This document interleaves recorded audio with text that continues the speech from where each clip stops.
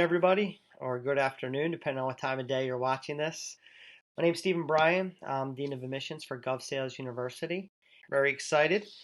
So, this is our platform. You can go into the training center, and today we're just going to cover the first chapter.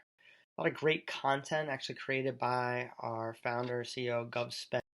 His name is Jack Siney. So, in the first chapter, there's 7 videos here. Let's click on it to show you how it's broken out. A lot of people that have never sold to the government are wondering, is it the right market for me? They've heard these worries, stories about, you're never going to make any money in the government. The profit margins are too low, or it takes forever to sell to the government, 6 months to a year to get your first deal. Well, I'll tell you right away, none of that's true. But when you go into the program, we want to at least break down the landscape, give you or your sales team a foundation just to learn a little bit more about how the government's structured and best approaches to selling to them. So at the top here, why you should be selling to the government is our first video. You could go click play for you right now if you want to take a look. But if you want to post anything in the comments, be happy to reach out to you personally. We can log in, do these one-offs, and just give you full access to the content here. So the next one is competitive landscape. Just what is it that you're going into? After you establish, why, because the government does buy everything, everything from toilet paper to tanks and everything in between. You want to figure out, okay, who is it that we're going to be selling to? So it breaks down different competitive landscapes.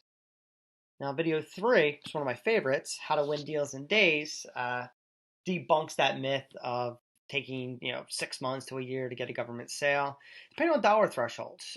This is covered in later chapters, but a lot of people don't even know that government agencies like your cities, counties, schools have what they call P cards. And a P card is a purchasing card really used for below discretionary spending limits. Some agencies might have $500 limit, $1,000 limit, $2,500 limit. I've seen up to $50,000. It just depends on who you're talking with, federal, state, or local. But once they have what they need, they can buy it on that P card, which definitely cuts it down from 6 months into a day. So it makes it a lot easier. Section 4, right here, in the first course, Government Sales 101. You have types of agencies and the benefits of selling to the government. So that breaks down into the federal, state, and local categories. The government market opportunity, we call this the GMO.